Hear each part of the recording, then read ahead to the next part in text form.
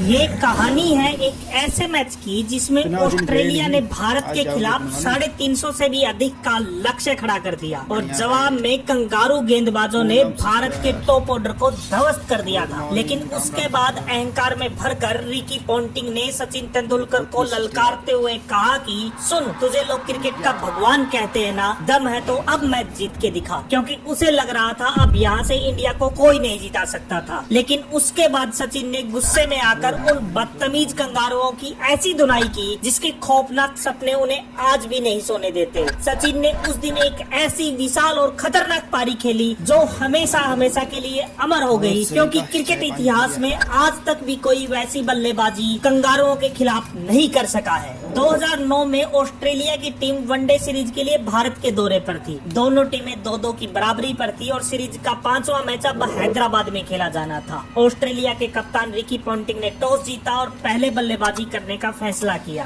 Shane Watson और Shaun Marsh बल्लेबाजी के लिए मैदान में उतरे और भारत की तरफ से गेंदबाजी की शुरुआत कर रहे थे प्रवीण कुमार। प्रवीण पहले ओवर में अच्छी गेंदबाजी करते हैं और सिर्फ 3 ही रन देते हैं। इसके बाद आशीष नेहरा दूसरा ओवर लेकर आते हैं, लेकिन पहली गेंद पर वॉटसन फ्लिक करके शानदार चौका लगा देते हैं और बता देते हैं कि आज वो किसी बॉलर को बख्शने के मूड में नहीं है। हालांकि शुरुआत में गेंद स्विंग हो रही थी, इसलिए दोनों ने थोड़ा संभल कर खेला, लेकिन 5वें ओवर में शॉन मार्श ने भी पुल करके बेहतरीन चौका लगा दिया और उसके बाद 7वें ओवर में वॉटसन ने भी प्रवीण कुमार को 2 खतरनाक चौके लगा दिए। दोनों बॉलर की धुनाई होते देख अब धोनी भी टेंशन में आ चुके थे, लेकिन वॉटसन का खूंखार रूप तो अभी आना बाकी था। 9वें ओवर में आशीष नेहरा ने वॉटसन को एक छोटी गेंद फेंकी और उस पर उसने कड़ाकेदार पुल खेलते हुए छक्का लगा दिया। दोनों गेंदबाजों की धुनाई होने के बाद धोनी ने गेंदबाजी के लिए मुनाफ पटेल को बुलाया, लेकिन वॉटसन ने पहले पुल करके एक चौका लगाया और फिर मुनाफ के सिर के ऊपर से एक छक्का जड़ दिया। 10 ओवर में ऑस्ट्रेलिया का स्कोर 56 रन पर पहुंच चुका था और अब इसी के साथ धोनी ने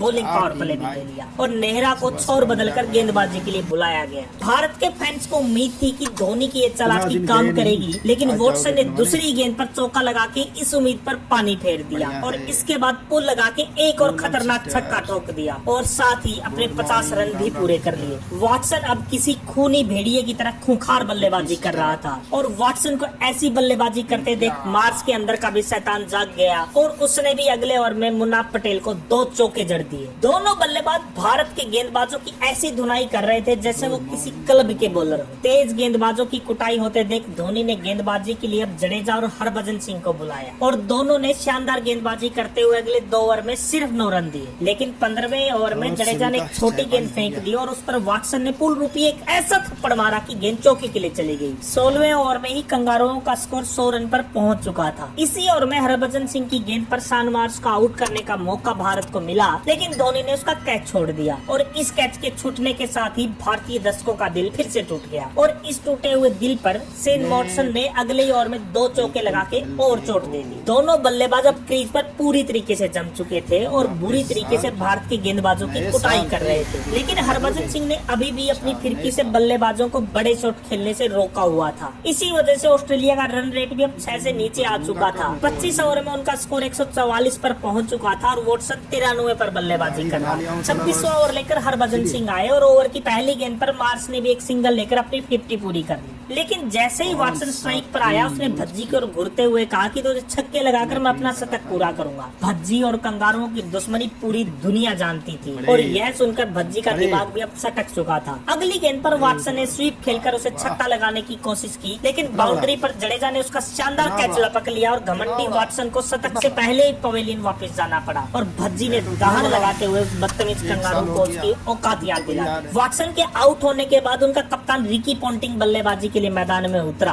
वॉटसन के आउट होने के बाद ऑस्ट्रेलिया की रन गति थोड़ी धीमी हो चुकी थी। 32 ओवर में उनका स्कोर 177 रन था, लेकिन अगले ओवर में पॉन्टिंग ने यूवी की गेंद पर लोफ्टेड शॉट खेलते हुए चौका लगा दिया और इसके बाद अगले ओवर में मार्श ने भी मुनाफ को एक चौका लगाया। एक बार फिर से ऑस्ट्रेलिया के रन तेजी से बनने लगे थे और इसी के साथ ऑस्ट्रेलिया ने अपना बैटिंग पावर प्ले भी ले लिया। पावर प्ले की दूसरी ही गेंद पर फ्लिक करके मार्श ने नेहरा को चौका लगा दिया। अब पूरी भारतीय टीम टेंशन में थी क्योंकि अभी तक ऑस्ट्रेलिया का सिर्फ एक ही विकेट गिरा था और उनका स्कोर 200 पर पहुंच चुका था। अगला ओवर लेकर हरभजन सिंह आए, लेकिन पोंटिंग ने उसमें भी पैडल स्कूप करते हुए चौका लगा दिया। अब ऑस्ट्रेलिया के दोनों ही बल्लेबाज अपने रौद्र रूप में आ चुके थे और हर गेंद पर चौके छक्के मारने की कोशिश में लगे थे। मैदान में पूरी तरीके से कंगारुओं का तांडव हो रहा था और धोनी जैसा चालाक कप्तान भी बेबस सा नजर आ रहा था। भारत को अब कहीं से भी एक विकेट चाहिए था और यह काम किया प्रवीण कुमार ने। उन्होंने एक स्लोअर वन पर पोंटिंग को चकमा देते हुए बोल्ड कर दिया और भारत को दूसरी सफलता दिला दी। 40 ओवर के बाद ऑस्ट्रेलिया का स्कोर 2 विकेट के नुकसान पर 245 रन था और शॉन मार्श के साथ क्रेग व्हाइट क्रीज पर मौजूद थे। भारतीय दर्शक भी अब टेंशन में थे क्योंकि अब सिर्फ 10 ओवर बाकी थे और ऑस्ट्रेलिया के पास अभी भी 8 विकेट हाथ में थे और जिनमें एक से एक खूंखार बल्लेबाज आना बाकी थे। 41वें ओवर की दूसरी गेंद पर 2 रन लेकर मार्श ने अपने वनडे करियर का पहला शतक पूरा कर लिया। शतक पूरा होते ही मार्श अब खतरनाक बल्लेबाजी कर रहा था। 43वें ओवर में उसने नेहरा को एक जबरदस्त छक्का जड़ दिया।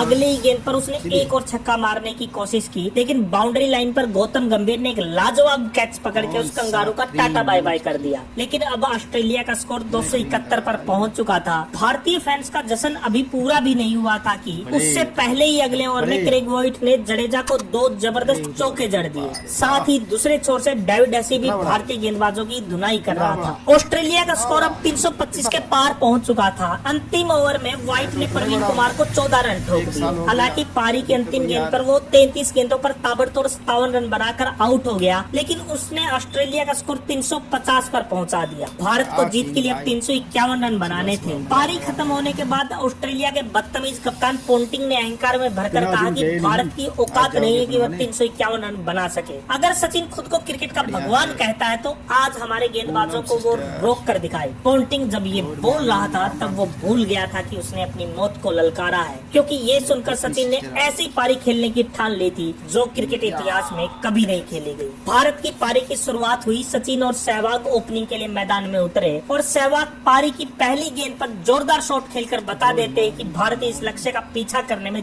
जी जान लगा देगा। दूसरे ओवर की पहली गेंद पर सहवाग जबरदस्त कट शॉट खेलते हुए अपना और भारत का पहला चौका लगा देते हैं। 4 ओवर के बाद भारत का स्कोर 24 रन पर पहुंच चुका था। छठा ओवर लेकर लेफ्ट आर्म तेज गेंदबाज बोलिंजर आता है और सहवाग को स्लेज करते हुए कहता है, लेफ्ट आर्म फास्ट बॉलिंग खेलना तेरी औकात से बाहर है। यह सुनते ही सहवाग गुस्से में भर उठते हैं और अगली गेंद पर पीछे हटकर थर्ड मैन के ऊपर से जबरदस्त छक्का लगा देते हैं और उस बदतमीज कंगारू को भी सबक भी सिखा देते हैं। इसके बाद अगले ओवर की पहली गेंद को सचिन भी लॉफ्टेड शॉट खेलते हुए चौका जड़ देते हैं। अब स्टेडियम में भारतीय दर्शकों का शोर पूरे आसमान में गूंज रहा था। इसके बाद ओवर की तीसरी गेंद पर सहवाग एक पुल खेलते हैं और गेंद हवा में चली जाती है। इसे देखकर पूरा हिंदुस्तान टेंशन में आ चुका होता है, लेकिन फील्डर से कैच छूट जाता है और गेंद सीधा चौके के लिए सीमा रेखा के बाहर चली जाती है। ओवर की अंतिम गेंद पर सहवाग फ्लिक करते हुए एक चौका और लगा देते हैं। सचिन और सहवाग की जोड़ी अब मैदान में तांडव मचा रही थी और कंगारू गेंदबाज भीगी बिल्ली बने हुए थे। 7 ओवर में भारत का स्कोर 47 रन पर पहुंच चुका था। अगले ओवर में सचिन ने एक जबरदस्त पुल खेलते हुए फिर से चौका जड़ दिया और भारत का स्कोर 50 रन के पार पहुंचा दिया। साथ ही अंपायर ने इसे नो बॉल का इशारा भी दे दिया। खचाखच भरे हुए स्टेडियम में अब दर्शक पागलों की तरह जश्न मना रहे थे और इसके बाद सचिन ने पीछे हटते हुए जबरदस्त कट शॉट खेला और लगातार दूसरा चौका लगा दिया। ओवर की अंतिम गेंद पर सहवाग ने पीछे हटते हुए थप्पड़ जैसा शॉट मारते हुए गेंद को सीधा सीमा रेखा के बाहर भेज दिया। सचिन और सहवाग की तूफानी बल्लेबाजी की बदौलत 8 ओवर में ही भारत का स्कोर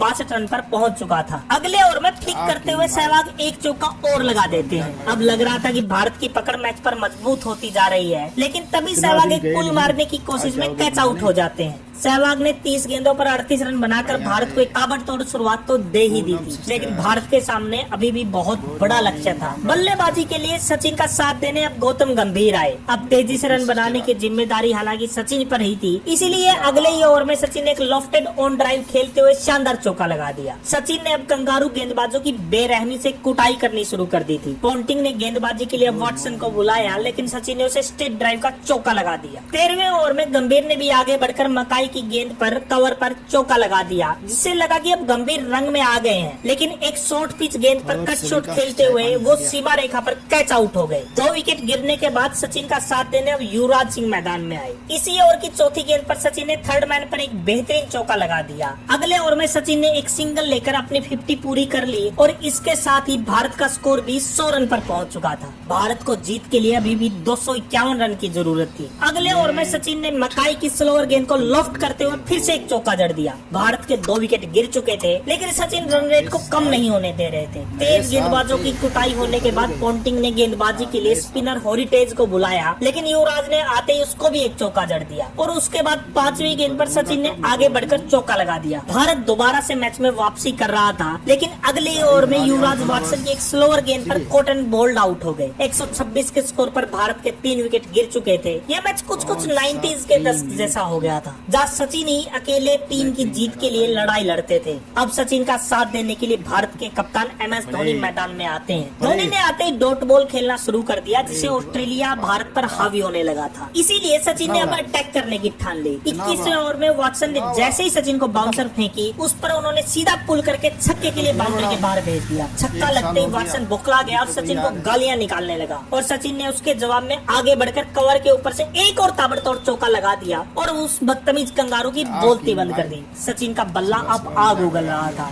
अगली ओवर में सचिन ने आगे बढ़कर हेरिटेज की गेंद पर एक जबरदस्त छक्का लगा दिया और इसी के साथ भारत के 150 रन भी पूरे हो गए। पूरा स्टेडियम अब सचिन सचिन करते हुए जश्न मना रहा था और सचिन यही नहीं रुके। अगली गेंद पर आगे बढ़कर उन्होंने एक और गगनचुंबी छक्का लगा दिया। पूरा स्टेडियम अब मानो पागल हो चुका था। एक बार दर्शकों का शोर आप भी सुनिए।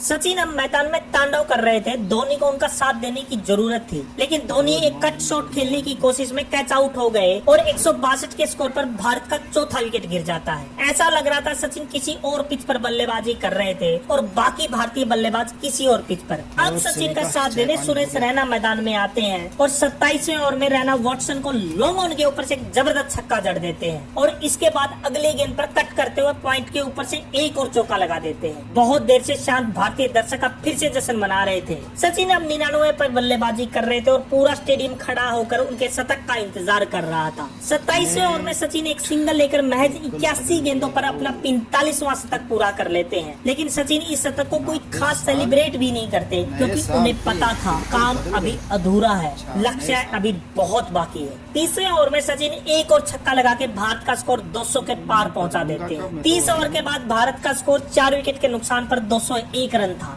अब बचे हुए 20 ओवर में भारत को 150 रन बनाने थे। अगले ही ओवर में रैना भी आगे बढ़कर एक और छक्का लगा देते हैं और उसके बाद अगले ओवर में सचिन एक चौका और जड़ देते हैं। सचिन और रैना मिलकर कंगारुओं की ऐसी कुटाई कर रहे थे कि उन्होंने सपनों में भी उसे नहीं सोचा था। ऐसा कोई ओवर ही नहीं आ रहा था जिसमें कोई छक्का या चौका नहीं लग रहा हो। पोंटिंग अब मनी मन सोच रहा था कि उसने क्रिकेट के भगवान को ललकारने की गलती क्यों की। 40वें ओवर में सचिन एक जबरदस्त चौका जड़कर अपने 150 रन पूरे कर लेते हैं और इसके बाद सचिन इसी ओवर में एक चौका और लगा देते हैं। 40 ओवर के बाद भारत का स्कोर 276 पर पहुंच चुका था और अंतिम 10 ओवर में भारत को जीत के लिए 75 रन चाहिए थे। 41वें ओवर की तीसरी गेंद पर सचिन एल्फेनास को एक चौका और जड़ देते हैं। ये देखकर पोंटिंग बौखला जाता है और आकर सचिन को फिर से गालियां निकालने लग जाता है, लेकिन सचिन तो क्रिकेट के भगवान थे। वो इसका जवाब इसी ओवर में एक और कड़क कवर ड्राइव का चौका लगा के देते हैं। एक ऐसा चौका जो गोली की रफ्तार से सीमा रेखा के बाहर गया। ऑस्ट्रेलिया का एक भी फील्डर अपनी जगह से नहीं हिल सका। अगले ओवर में रैना भी मकाई को एक 97 मीटर का जबरदस्त छक्का लगा के अपने 50 रन पूरे कर लेते हैं और इसके बाद इसी ओवर में रैना एक चौका भी लगा देते हैं। 42 ओवर में भारत का स्कोर 299 पर पहुंच चुका था।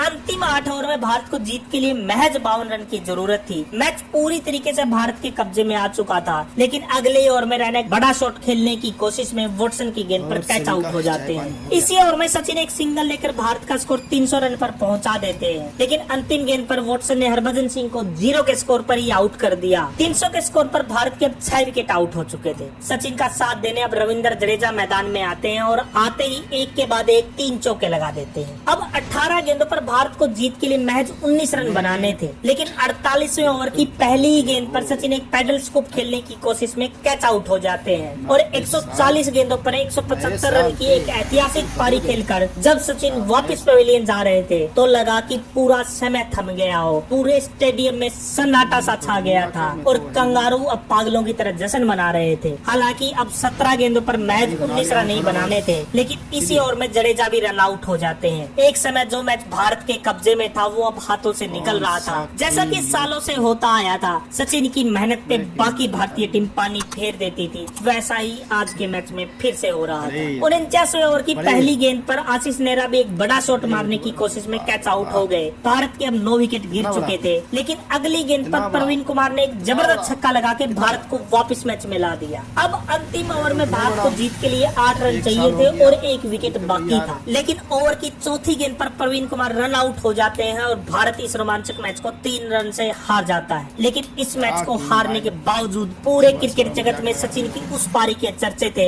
जिसने अकेले दम पर कंगारुओं को घुटने पर ला दिया था और उस बदतमीज रिकी पॉन्टिंग को बता दिया था कि उन्हें क्रिकेट का भगवान क्यों कहते हैं। आप सचिन की इस पारी को 10 में से कितने अंक देना चाहेंगे कमेंट में जरूर बताइएगा। और हाँ, अगर वीडियो पसंद आया हो तो लाइक करके चैनल को सब्सक्राइब जरूर करिए, क्योंकि अगला वीडियो इससे भी शानदार होने वाला है।